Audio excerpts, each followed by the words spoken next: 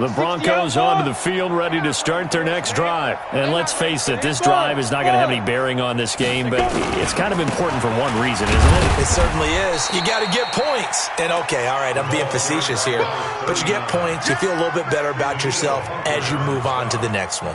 I don't think any of us were surprised that they decided to start this drive on the ground after the last two drives ended in interceptions. Unfortunately, though, not a lot going on that first play. Yeah, I think the anticipation was felt also by the defense.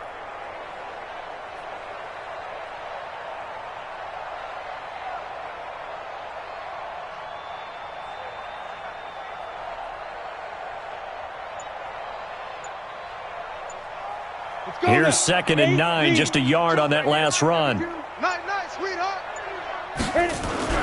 Off play action. Hauser. And now here's another interception.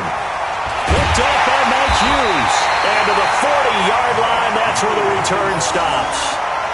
They brought the house that time on the young rookie, maybe a little rattled through the pick. And you have to be prepared for a lot of pressure as a rookie quarterback because most defensive coordinators are going to test you that way. So when you see that, the ball's got to get out of your hands quickly, and that means your receivers have to understand they have to break off their routes quickly as well.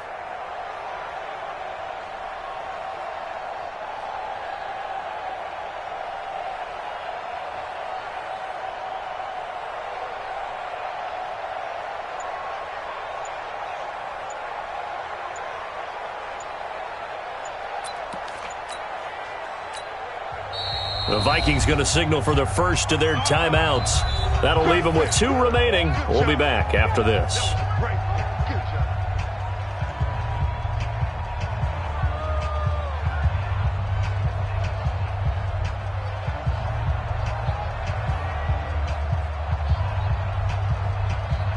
Ready up. Mike, 4-7's the mic. Let's go one more. Got double tight. Double tight. 2. First down, here's the run with Cook. And he's taken down inside the 30.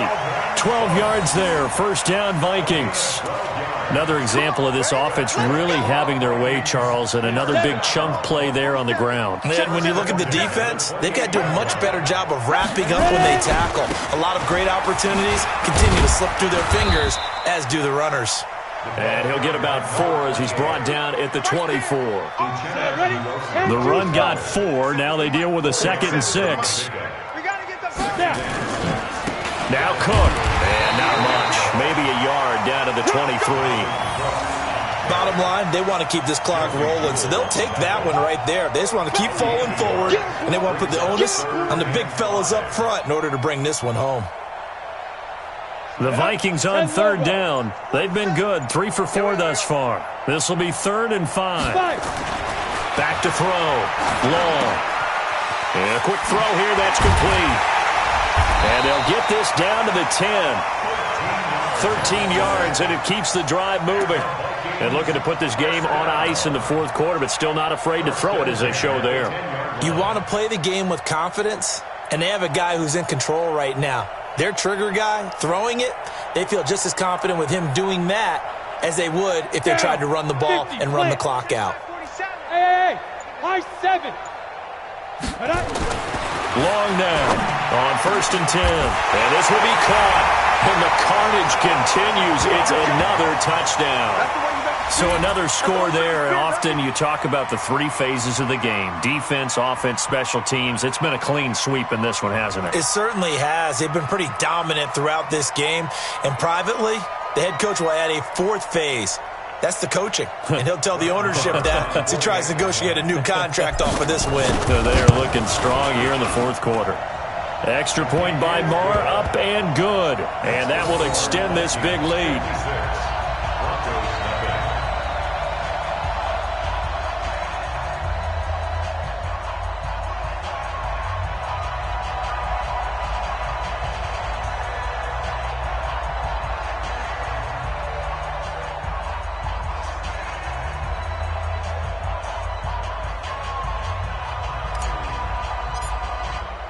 The kickoff team on the field now as they will send this one away. This will be taken to the back of the end zone. And he'll take this one near the 25, call it the 26-yard line. The Broncos take over 1st and 10 at their own 26-yard line.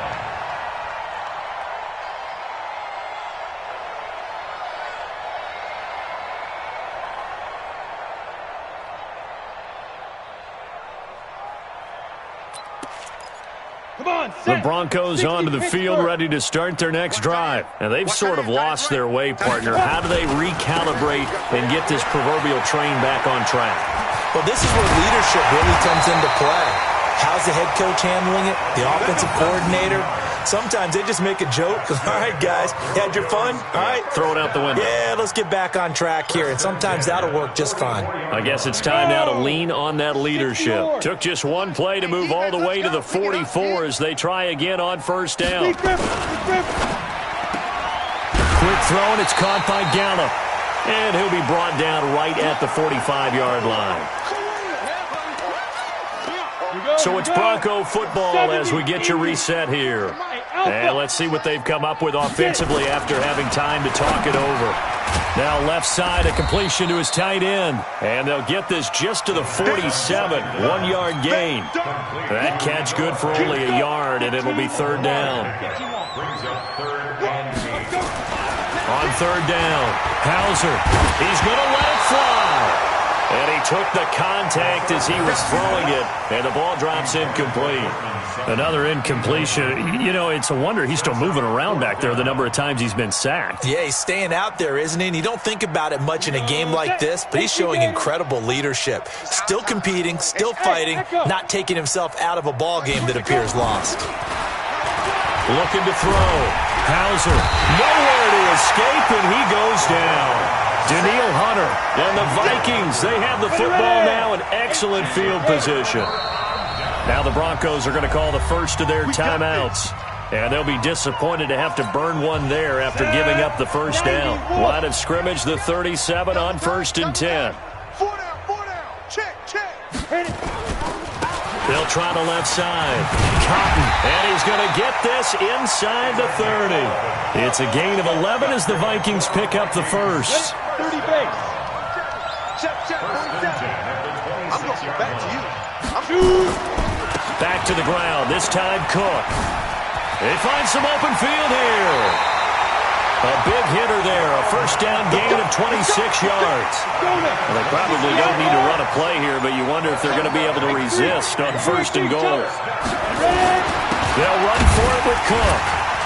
And this time they're able to bottle him up as they'll stop him at the line of scrimmage. And they just took a timeout with 2 seconds to go. This one obviously decided. Not sure they needed to take it, but we'll take it with it. On 2nd and goal, Cook waiting in the backfield all alone. You can't block me. Check. They get it to him running left, and he will get into the end zone. It's another touchdown. This thing is ugly. One of the fun parts about working with you is that we've learned that there are different ways to do things than the way we were brought up to do them. This is Madden. Of course they were going to go ahead and get another score. What do you mean take a knee? And that just makes the final margin even more lopsided. I think they earned themselves a cold drink from the fridge, right? There's no Maybe doubt some about pretzels, too, some hummus. Go crazy. See, we've learned. Go crazy. We have learned the Madden way of doing things. And they have done it. The Minnesota Vikings are the Super Bowl champions. And the Lombardi Trophy is going back to the land of 10,000 lakes. And when this moment comes, I think you look back at all the blood, sweat, and tears, the offseason, the workouts, training camp, week 1, 2, 3, all building up now to say you're a Super Bowl champion. It's worth it. It certainly is, and rarely do we have a team that hoists the Lombardi Trophy that didn't have their share of bumps along the way, didn't have to face some adversity in the journey, and now they get to just enjoy it and revel in it. And all offseason, they'll be signing their autographs with Super Bowl champion underneath it. And they are the Super Bowl champs. The Lombardi Trophy is theirs, and so are bragging rights for an entire season. What a season it has been. Feels like we have been there every step of the way. Our entire crew doing a wonderful job. Thanks to my broadcast partner, Charles Davis. For all those guys, I'm Brandon Gaudin signing off. We'll talk to you next season right here on EA Sports.